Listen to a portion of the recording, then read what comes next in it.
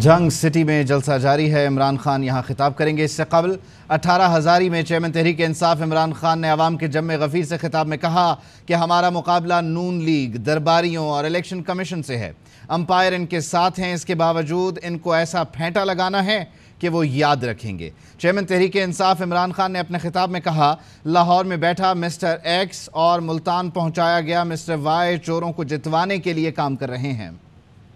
हमारा मुकाबला शरीफ खानदान, दरबारियों से, लोटों से, इलेक्शन कमीशन से। सिकंदर चीफ इलेक्शन कमिश्नर छुपके मिलता रहा है। एक मिस्टर एक्स बैठा हुआ है लाहौर में, उसने मिस्टर वाई को भिजवाया हुआ है मुल्तान में। हमने इनको ऐसे इलेक्शन हराना है, हारों के बावजूद हमने इनको ऐसा फेंटा लगाना है, याद रखेंगे। 2.5 साल से कोशिश करता रहा इलेक्ट्रॉनिक वोटिंग मशीन पाकिस्तान में लेके आए। दोनों पार्टीज ने उसकी मुखालफत की और इनके साथ मिल गया चीफ इलेक्शन कमिश्नर। और वो भी लोग जो पावर में बैठे हैं इस मुल्क में बड़ी देर से, जिधर मर्जी रिजल्ट करवा दे, उन्होंने ना आने दी इलेक्ट्रॉनिक वोटिंग मशीन। पूछता हूं कि जो सिंध का बल्दियाती इलेक्शन हुआ, अगर आपके अंदर इखलाकी कुव्वत होती तो आपको रिजाइन करना चाहिए था। सिंध का इलेक्शन कमिश्नर है, वो सिंध हुकूमत का मुलाजिम है, उनसे पैसे लेता है। साजिश तो अमरीकनों ने की, लेकिन हमारे मीर जाफर और मीर सादकों ने इन चोरों को हमारे ऊपर मुसल्लत किया, कौम की तौहीन की। शहबाज शरीफ आया, समझते थे ये जो कोई बहुत ही बड़ा कोई अफलातून है, वो गलत फहमी में थे। सारी कौम के सामने दूध का दूध, पानी का पानी हो गया। वो अहमक और बेवकूफ आदमी, चेरी ब्लॉसम, बूट पॉलिश, महंगाई आसमानों पे और ने मरियम नवाज को नून लीग का आकाशवाणी रेडियो करार दे दिया। जंग जलसे से खिताब में कहा कि जमानत पर रिहा खातून का मसला ये है कि वो कभी सच नहीं बोल सकती। जिस तरह भारत का रेडियो आकाशवाणी हमेशा पाकिस्तान के खिलाफ झूठा प्रोपेगेंडा करता रहता था, मरियम भी वही करती हैं। जो जमानत के ऊपर खातून है, इनका मसला ये है कि इनसे सच नहीं बोला जाता। 1965 की जंग थी, उस वक्त एक होता था हिंदुस्तान का रेडियो आकाशवाणी, तो सारा वक्त बता रहा होता था कि कितना हिंदुस्तान पाकिस्तान को तबाह कर रहा है और मार रहा है और वगैरह वगैरह, सारा झूठ। ये आजकल नून लीग के रेडियो आकाशवाणी है। इय्याका नअबुदु व इय्याका नस्तईन।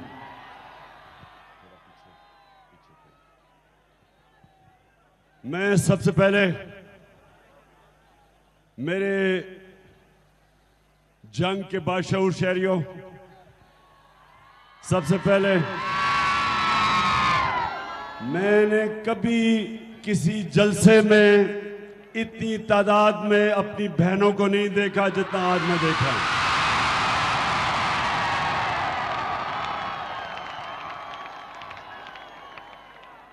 मेरे पाकिस्तानियों, मेरे सामने मेरा मुल्क तब्दील होता जा रहा है, आजाद हो रहा है। वो जो मैं ख्वाब देखता था कि एक दिन हम इसको कायदे आजम का पाकिस्तान बनाएंगे, वो मुझे पहली दफा जब से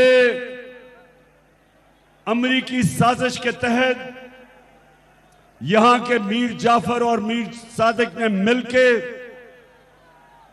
लोटों को खरीद के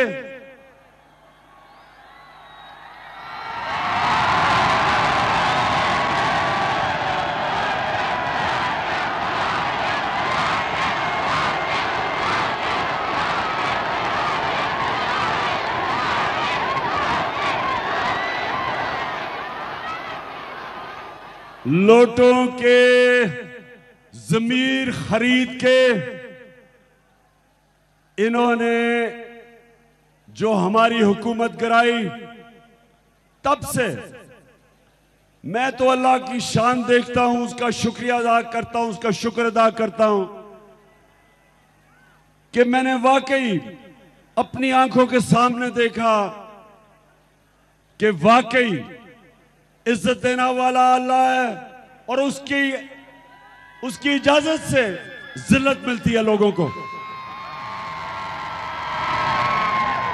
जिन लोगों ने यह समझा था कि एक साजिश के तहत इमरान खान की गवर्नमेंट गिराओ, यहां लोग मिठाइयां बांटेंगे, यहां तो जब गवर्नमेंट जाती है लोग मिठाइयां बांटते हैं। और उन्होंने, उनके ज़हन में यह था कि ये जो चोर 30 साल से मुल्क को लूट रहे हैं,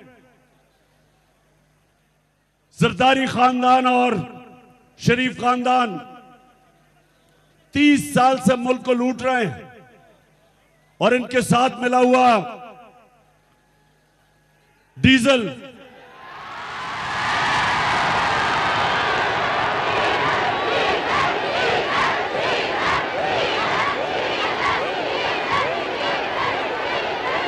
तो इन्होंने सोचा कि ये जो थ्री स्टूजेस हैं, इनको जब लेके आएंगे तो ये अपनी कौम को समझते थे ये भेड़ बकरियां हैं, जो मर्जी करो कौम इन चोरों को तस्लीम कर लेगी। और ये अमेरिकन तो आप जिस तरह जानते हैं कि वो तो पाकिस्तान की बेहतरी के लिए तो नहीं उन्होंने तब्दीली लेके आए थे, वो तो पाकिस्तान को टिश्यू पेपर की तरह इस्तेमाल करना चाहते थे। जिस तरह पाकिस्तान इस्तेमाल होता रहा, जिस तरह अमेरिका की वॉर ऑन टेरर में 80,000 पाकिस्तानियों की कुर्बानी दी अमेरिका की जंग में। हमारा कबायली इलाका, याद रखें, मैं कबायली इलाके को जानता हूं, जो जुल्म उन लोगों के ऊपर हुआ आपको किसी को अंदाजा नहीं। 35 लाख बेचारे लोगों ने नकल मकानी की। इस मुल्क के अरबों डॉलर इस मुल्क का तबाह हुआ जंग की वजह से। और सबसे खौफनाक बात यह कि जिसके लिए हम जंग लड़ रहे थे, उन्होंने 400 ड्रोन अटैक किए हमारे मुल्क के ऊपर, जिसमें हमारे शहरी मारे गए। तो वो अमरीकी पाकिस्तान में उनको फर्क नहीं पड़ता ये चोरों की हुकूमत आ जाए, क्योंकि वो इस तरह के गुलाम चाहते हैं। वो तो ऐसे गुलाम चाहते हैं जो उनकी खिदमत करें, जो कंट्रोल हो सके, जो वो हुक्म दें उस हुक्म पे घुटनों के ऊपर कबूल करें। जिस तरह पहले एक हुक्म दिया था, एक पाकिस्तान के सरबराह को हुक्म दिया था और हमें उनकी जंग में शामिल कर दिया, उसी तरह उनको आप गुलाम चाहिए। उनको याद था कि जरदारी और नवाज शरीफ जब मुल्क के सरबराह थे तो इन्होंने चुप करके तमाशा देखा जब 400 ड्रोन अटैक किए गए पाकिस्तान पे, जिसमें औरतें बच्चे मारे गए, बूढ़े मारे गए। और एक दफा इन दो गुलामों के मुंह से एक दफा अमेरिका के खिलाफ एक मुजम्मत भी नहीं निकली। ये भी नहीं कह सके कि ये दुनिया के हर एक कानून की खिलाफ वर्जी है कि आप फैसला करें कौन दहशतगर्द है और आप ही मार दें। हमारा एक दहशतगर्द बैठा हुआ है लंदन में 30 साल से,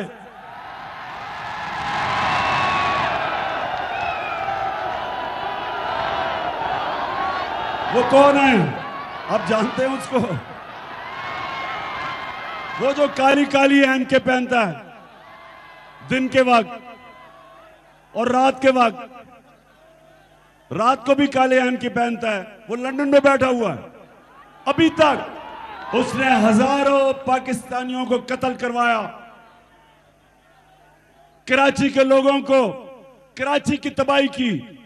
कराची उस वक्त उठ रहा था, दुबई बनने जा रहा था, और उस वक्त वहां कराची की दहशतगर्दी ने 80 की दिहाई में जो जुल्म हुआ कराची के ऊपर और जिस तरह उसने लोग मरवाए, आज लंदन बैठा हुआ है। तो क्या हमें बरतानिया इजाजत देगा कि हम ड्रोन अटैक करके उसको मार दें? नहीं इजाजत देगा। वो कहेगा आपके हमारे कानून के खिलाफ है। वो कहेगा अगर वो दहशतगर्द है तो जाके आप अदालत में जाएं और साबित करें। तो मैं सवाल अब पूछता हूं, क्योंकि उन्होंने तो हमें इस्तेमाल किया, मैं इन दो से पूछता हूं, जरदारी और नवाज शरीफ से, कि जब वो 400 ड्रोन अटैक कर रहे थे हमारे ऊपर, तो क्या आप उनको ये नहीं बता सकते थे कि आप अदालत में साबित करें कि वो दहशतगर्द है या नहीं? आप नहीं बोल सकते थे। और आप इसलिए नहीं बोल सकते थे कि आप दोनों के चोरी के अरबों डॉलर मगरबी बैंकों में पड़े हुए हैं, उनके ऑफशोर अकाउंट्स में पड़े हुए हैं, और आप हैं पैसे के गुलाम। और आप कभी भी बोलेंगे नहीं, क्योंकि आपको डर था, जिस तरह रूसियों के पैसे जब्त कर रहे हैं आपके भी कर लेते। और अब क्योंकि उनको पता है इनका, अब उन्होंने उसी तरह का शहबाज शरीफ उसको हमारे ऊपर बैठा दिया आके, क्योंकि उनको शहबाज शरीफ का पता है। अच्छा, ये जरा आप गौर से एक मिनट रोको। अब जरा ये गौर से सुने कि ये है आपका प्राइम मिनिस्टर। सुने जरा गौर से, ये है। मैं सऊदी अरब से होके आया हूं। रोको एक मिनट। मैं जरा अपनी कौम को बता तो दूं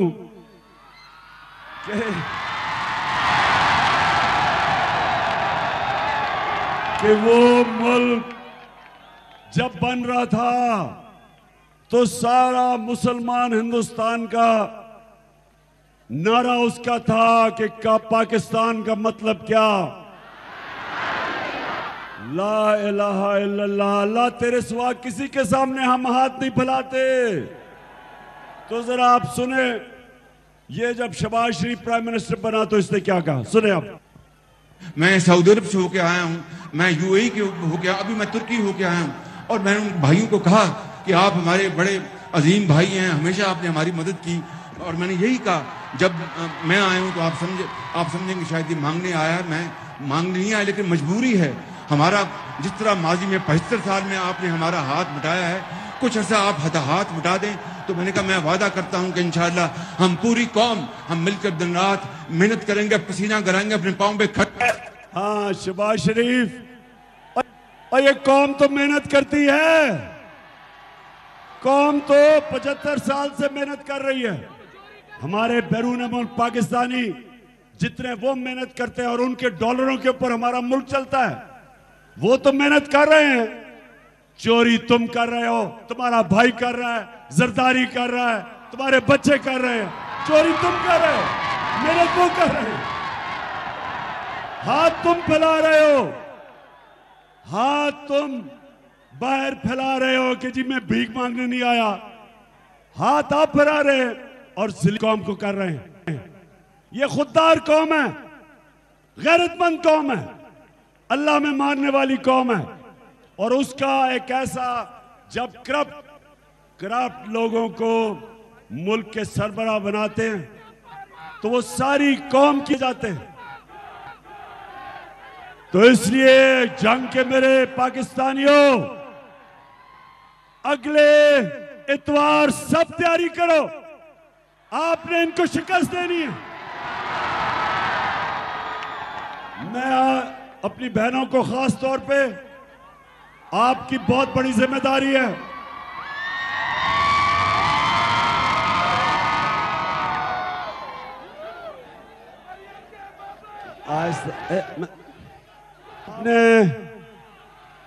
आपने इनको, इन लोटों को और इन चोरों को और अमेरिकन के गुलामों को, गद्दारों को, आपने इन सबको अगली इतवार 17 तारीख पे आपने घरों से निकलना है। सबको घरों से निकालना है। वादा करें आप निकालेंगे। आपने इसको इलेक्शन नहीं समझना, ये जहाद है। ये इस मुल्क की हकीकी आजादी की जहाद है। सब फिर से मेरे से वादा करें, आपने सबको निकालना है और खुद भी निकलना है। नौजवानों, आपने, इस मुल्क की अक्सरियत नौजवान है, और नौजवानों, ये आपकी मुस्तकबिल की जंग है। आपने सबने निकलना है, लोगों को निकालना है, क्योंकि इन्होंने सिर्फ एक तरह जीतनी है इलेक्शन, धांधली करके।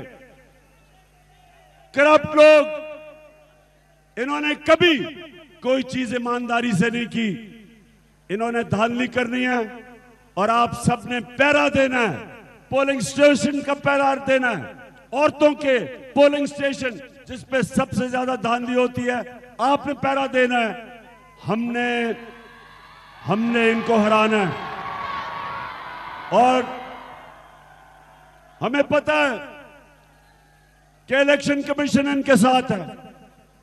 हमें पता है कि सारी इंतजामिया को इस्तेमाल कर रहे हैं इलेक्शन जीतने के लिए। हमें पता है कि इन्होंने इलेक्शन कमीशन इंतजामिया के साथ मिलके और मिस्टर एक्स जिसका काम है, जिसको हुक्म मिला हुआ है इनको इलेक्शन जिताना, वो मिस्टर वाई मुल्तान में बैठा हुआ है।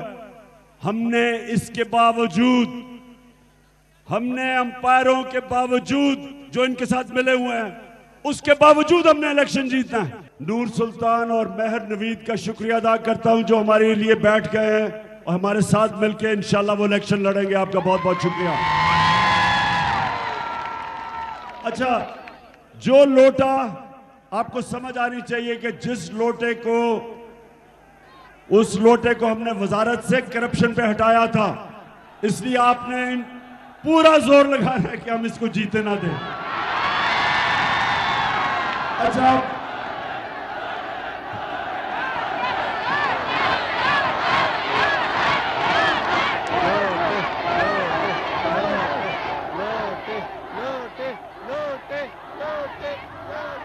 लोटे भी बड़ी किस्मों के होते हैं। उसल खाने वाले लोटे, वो लोटे जो रंग बिरंगी, कोई बड़ा कोई छोटा, लेकिन सारे लोटों में एक चीज कॉमन होती है, वो ज़मीर फरोश होते हैं, ज़मीर का सौदा करते हैं।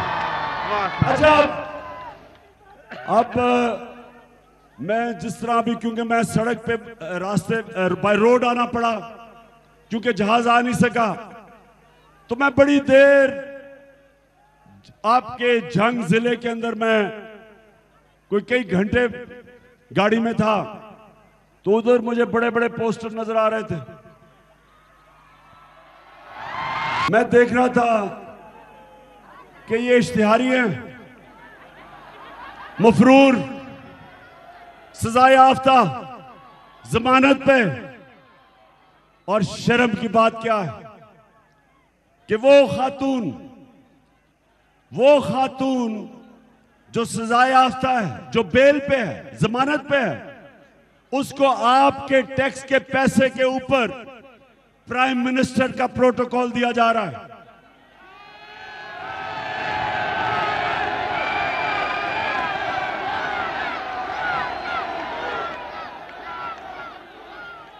मेरे जंग के बाशऊर शहरियों, ये याद रखें कि मौलाना रूमी ने एक दफा कहा था, उनसे किसी ने पूछा कि मौलाना साहब कौम कैसे मरती है, तो मौलाना रूमी ने कहा, जब एक कौम अच्छे और बुरे की तमीज खत्म करती है, मर जाती है।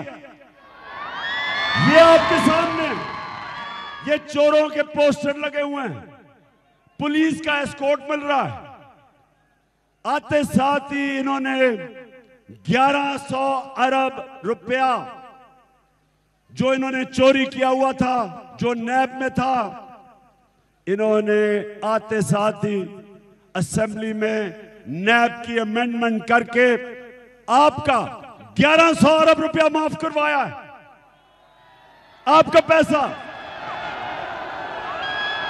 और ये है मुल्क आलमिया कि वो लोग जिनको जेलों में होना चाहिए, वो आज असेंबलियों में बैठे हैं। वो प्राइम मिनिस्टर है, उसका बेटा जो कि इन दोनों को सजा मिलनी थी, अंडर ट्रायल थे, इस साजिश के तहत उन लोगों को ऊपर बैठाया गया और इन दोनों को, जिनको जेल में जाना था, 16 अरब रुपया के FIA में केसेस थे, 16 अरब रुपए के FIA के केसेस,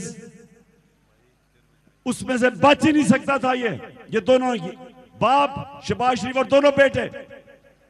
इनको उस वक्त मुल्क के ऊपर बैठाया गया, शहबाज शरीफ को प्राइम मिनिस्टर बनाया गया और इसका बेटा हमजा कुकड़ी को चीफ मिनिस्टर बनाया गया। और ये शर्म की बात है हमारी सारी कौम के लिए कि हम छोटे छोटे चोरों को मजबूरी में, बेरोजगारी में, बच्चे बीमार हैं, मजबूरी में वो छोटे छोटे चोर चोरी करते हैं। किसी ने भैंस चरा रही, किसी ने साइकिल, मोटरसाइकिल, उनको तो जेलों में डाल देते हैं। तो जो लोग इस मुल्क को लूटते हैं उनको हम बड़े बड़े ओहदों पे बिठा देते हैं, उनको पुलिस के एस्कॉर्ट देते हैं। पुलिस जिनका काम इन चोरों को जेलों में डालना, उनके साथ पुलिस की गाड़ियां फिरती हैं। तो मुझे ये बताएं मेरे पाकिस्तानियों, ये मुल्क आगे कैसे बढ़ सकता है, कैसे मुल्क तरक्की कर सकता है? मैंने दुनिया देखी है और मैंने दुनिया के अंदर वो मुल्क जिन्हों में गुर्बत है वो देखी, और वो मुल्क जिधर खुशहाली और अमीर तरीन मुल्क है। एक चीज फर्क करती है गरीब मुल्कों में और अमीर मुल्कों में। अमीर मुल्कों के अंदर कानून होता है, इंसाफ होता है। नबी सल्लल्लाहु अलैहि वसल्लम ने मदीना की रियासत में सबसे पहले इंसाफ कायम किया। फरमाया कि मेरी बेटी भी अगर चोरी करेगी उसको सजा मिलेगी। कहा कि तुम्हारे से पहले बड़ी कौमें तबाह हुई, जिधर ताकतवर के लिए एक कानून, यानी वो चोरी करे तो उसको NRO, और कमजोर बेचारा चोरी करे वो जेल में। तब आज से तकरीबन 1500 साल पहले मेरे नबी कह बैठे थे कि अगर तुमने तबाही की तरफ जाना है तो वो करो जो आज पाकिस्तान में हो रहा है, कि बड़े बड़े 30 साल से इस मुल्क का जो पैसा चोरी कर रहे थे डाकू, वो आज इख्तिदार में बैठ गए, वो इख्तिदार में बैठे हैं, उनके केसेस माफ हो रहे हैं। वो इलेक्शन धांधली करके सारी इंतजामिया को मिला के, इलेक्शन कमीशन को मिला के, मिस्टर एक्स को मिला के, वाई को मिला के वो इलेक्शन जीतने की तैयारी कर रहे हैं। और केसेस किन पे हो रहे हैं? इमरान खान के ऊपर 16 FIR, मेरे अपने लोगों के ऊपर, सारी क्यादत पे FIR, किसी के ऊपर दहशतगर्दी का पर्चा। लोग हमारे निकले 25 मई को, औरतें, फैमिलीज पुरअमन एहतजाज करने के लिए, उनके ऊपर शेलिंग की गई, रबर बुलेट चलाई गई पुलिस ने और रेंजर्स ने। वो लोग जो एक अपना हक इस्तेमाल कर रहे थे कि चोरों को अमेरिकी साजिश के तहत हमारे ऊपर बैठाया, वो उसका मुजाहरा कर रहे हैं पुरअमन, और उनके ऊपर हर किस्म का तशद्दुद किया गया। घरों में जाके औरतों को डराया गया।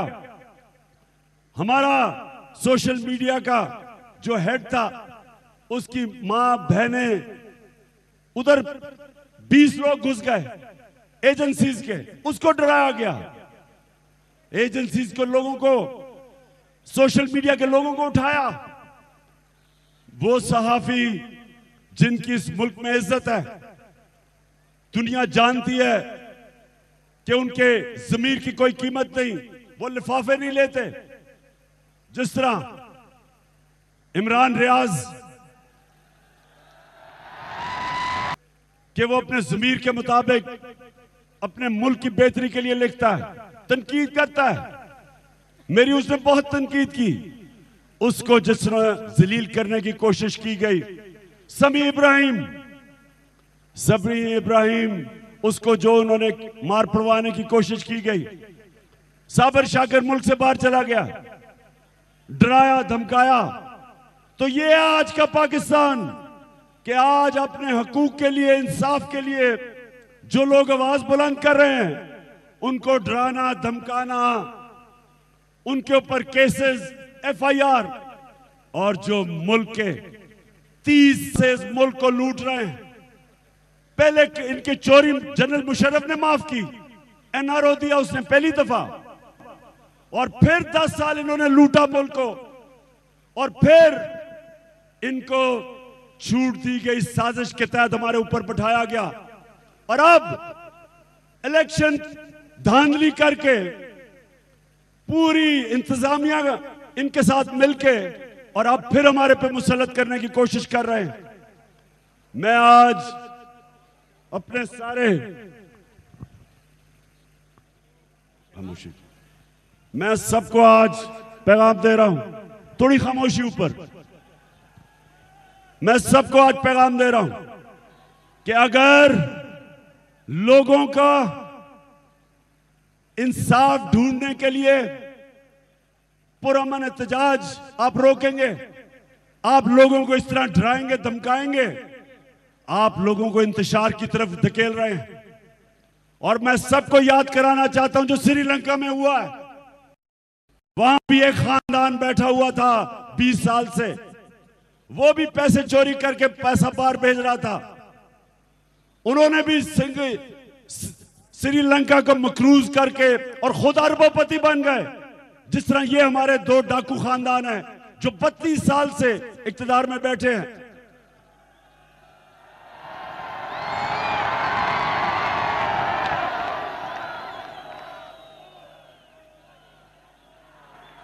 तो ये अगर आप जो भी ऊपर बैठ के ये कर रहे हो, वो जरा श्रीलंका के सीन देख लो।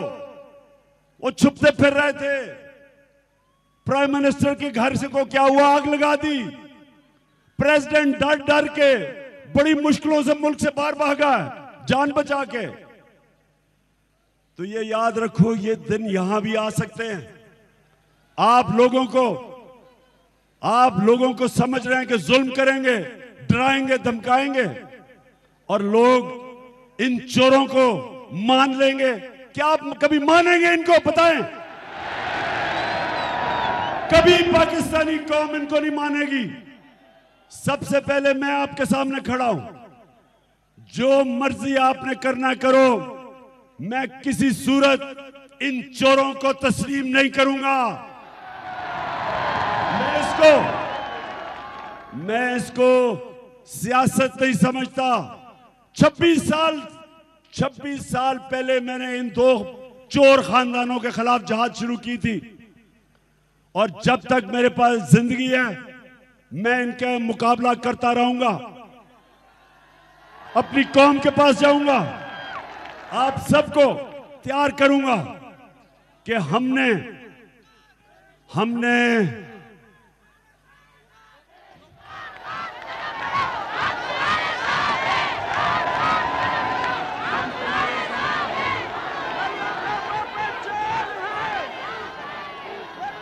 मेरे पाकिस्तानियों,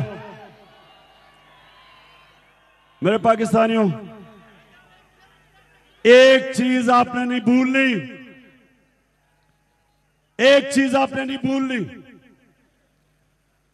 कि आपने अल्लाह के सामने वादा किया हुआ है। आप जब भी मुसलमान बनता है तो वो एक वादा करता है अल्लाह से, ला इलाहा इल्लल्लाह मोहम्मद रसूल अल्लाह, के अल्लाह मैं तेरे अलावा किसी के सामने नहीं झुकूंगा। तो मेरे पाकिस्तानियों, ये याद रखो, हमें बचपन में गलत फहमी डाली हुई थी कि शिर्क सिर्फ मूर्तियों के सामने झुकने को कहते हैं, कि शिर्क सिर्फ पत्थर के बुतों के सामने झुकने को शिर्क कहते हैं।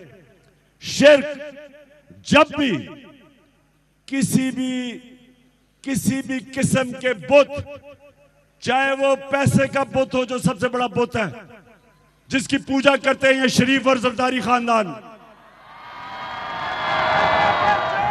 इनका जो बुत है, इनका पैसा पड़ा हुआ है मुल्क से बाहर, अरबों डॉलर।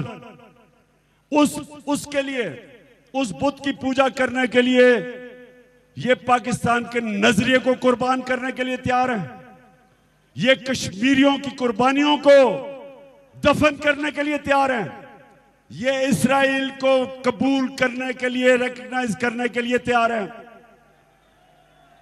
ये अमेरिका के जूते पॉलिश करने के लिए तैयार हैं। जरा वो फिर से सुना रहा है एक दफा शहबाज शरीफ का, ये जरा सुने।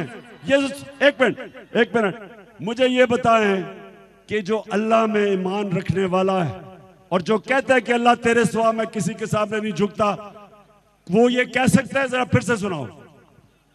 मैं सऊदी अरब से होके आया हूँ, मैं यूएई के होके, अभी मैं तुर्की होके आया हूँ, और मैंने उन भाइयों को कहा कि आप हमारे बड़े अजीम भाई हैं, हमेशा आपने हमारी मदद की। और मैंने यही कहा, जब मैं आया हूं तो आप समझेंगे शायद ये मांगने आया, मैं मांगने नहीं आया, लेकिन मजबूरी है हमारा। जिस तरह माजी में 75 साल में आपने हमारा हाथ बटाया है, कुछ ऐसा आप हाथ बटा दें। तो मैंने कहा मैं वादा करता हूं कि इंशाअल्लाह हम पूरी कौम हम मिलकर दिन रात मेहनत करेंगे, पसीना कराएंगे अपने पांव पे। ये सुने,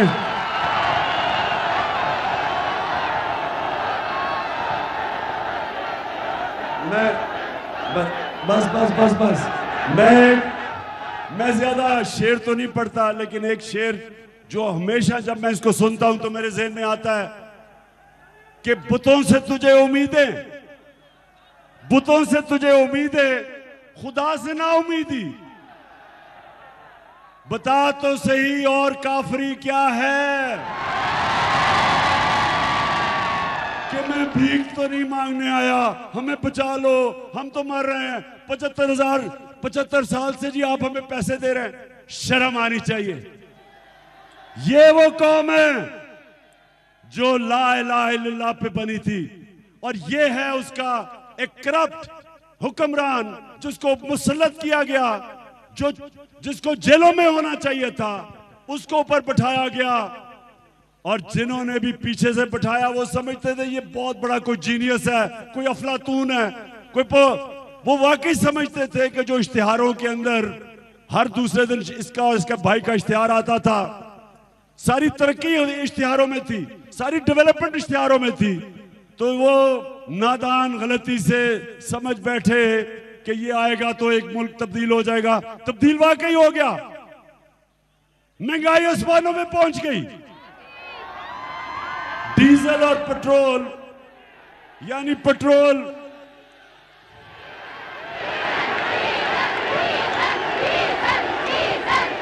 हमारे जमाने में, अभी 3 महीने पहले जब हम छोड़ के गए थे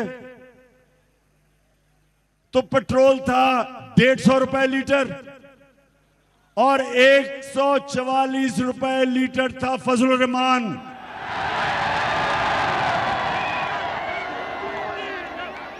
130 रुपए इन्होंने फजलुर रहमान की कीमत ऊपर की और 100 रुपए लीटर पेट्रोल की कीमत ऊपर की।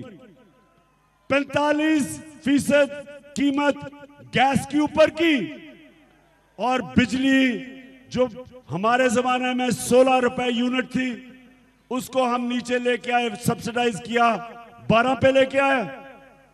आज बिजली की कीमत 32 से 36 रुपए यूनिट है।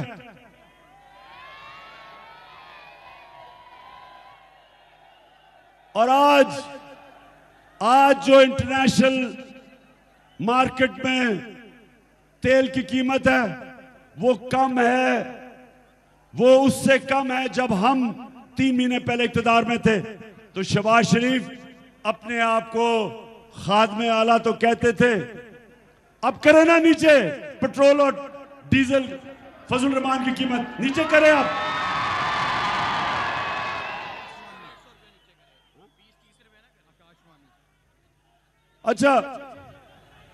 अच्छा सुने तो सही, हाँ, मुर्गी की या कुकड़ी ने मुर्गी की कीमत दुगनी करवा दी। ईद पे थोड़ी नीचे आई है और अंडे की कीमत 36% बढ़ा दी, उसकी बिजनेस है।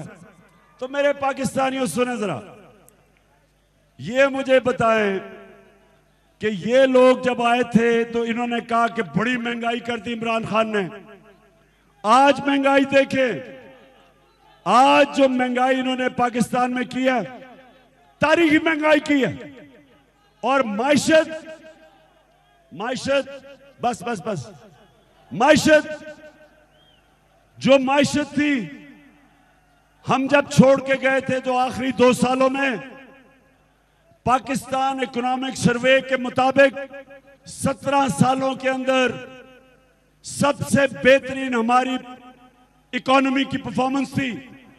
5.6% तीसरे साल और 6% चौथे साल।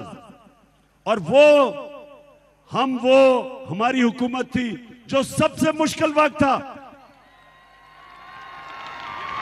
दुनिया में। जब कोरोना आई तो दुनिया के अंदर तबाही मचा गई।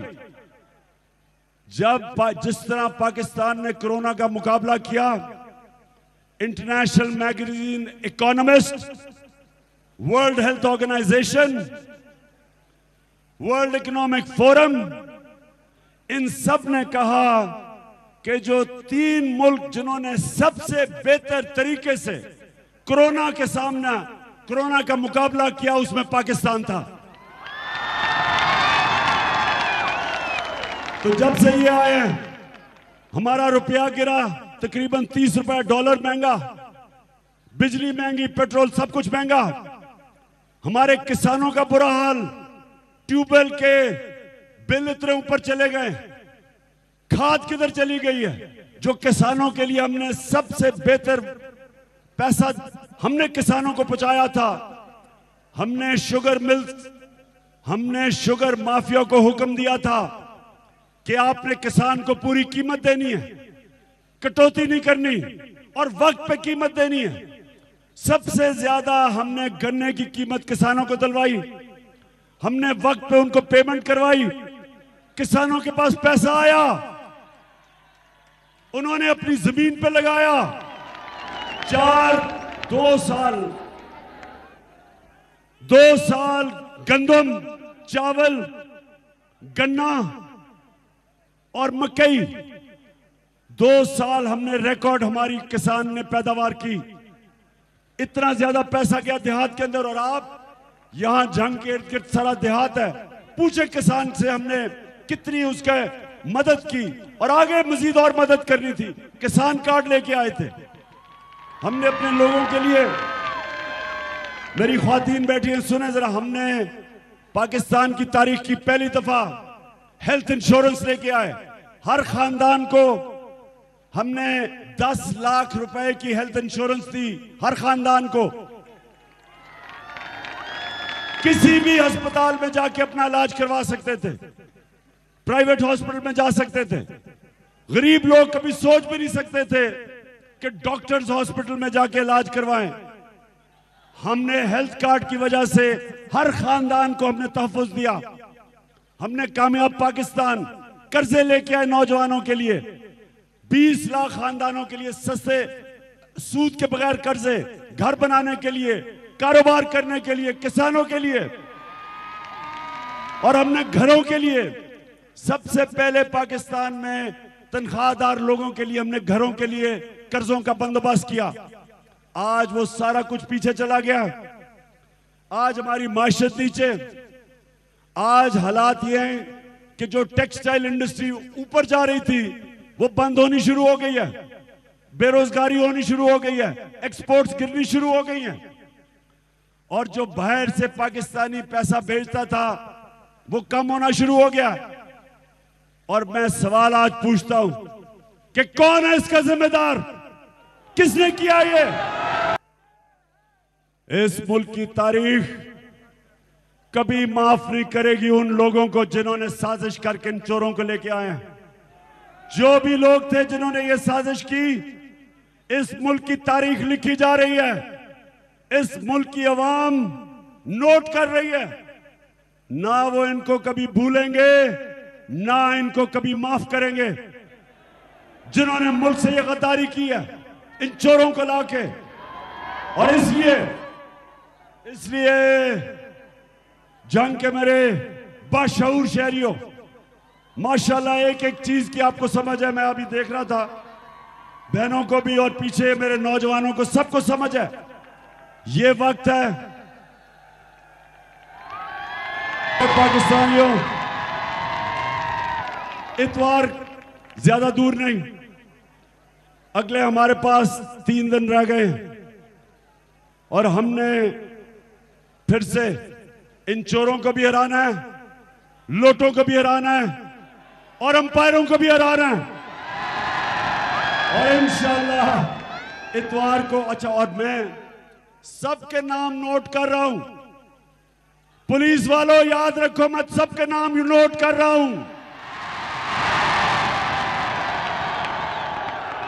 ये जो यहां का डीपीओ आया है, मैं तुम्हारा नाम नोट किया हुआ है।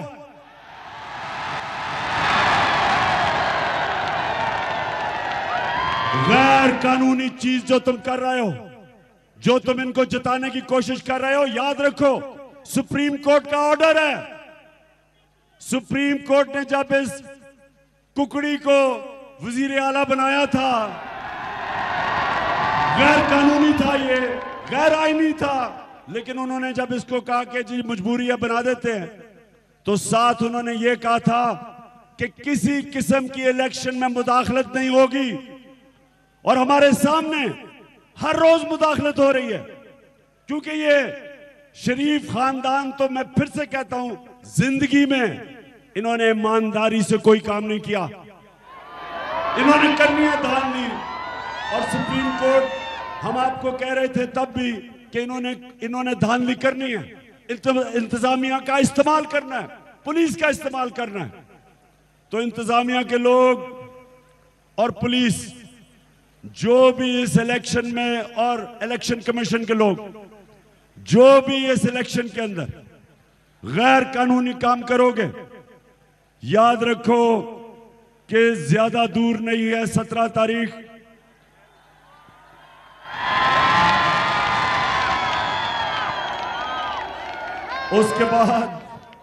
उसके बाद आपका एहतसाब किया जाएगा और इस बारी पूरा एहतसाब करेंगे। नजर में है हमारे एक और, मुझे वो लैया वाला जो डीसीओ है, वो भी मेरी नजर में आ गया है। उसने जो कल लैया में हरकतें की हैं, डीसी साहब फिक्र ना करो, ज्यादा दिनों की बात नहीं है। इस बारी ये एक बदला हुआ पाकिस्तान है, जो मैंने शुरू में कहा था। लोगों में शऊर आ गया है, कौम जाग गई है। और सबसे बड़ी बात कि कौम ने खौफ का बुत तोड़ दिया। पाकिस्तान जिंदाबाद। अहम तरीन खबरें अब एक क्लिक की दूरी पर। आपके पसंदीदा टॉक शोज हों या अहम मुल्की या गैर मुल्की शख्सियात की न्यूज कॉन्फ्रेंसेस, हर लम्हा बाखबर रहने के लिए सब्सक्राइब करें हमारा YouTube चैनल। मौसम की सूरत हाल हो या खेल के मैदान से खबरें, अपने मोबाइल फोन से मुल्की और बैनुल अक़वामी अहम खबरों तक रसाई के लिए डाउनलोड कीजिए मोबाइल ऐप।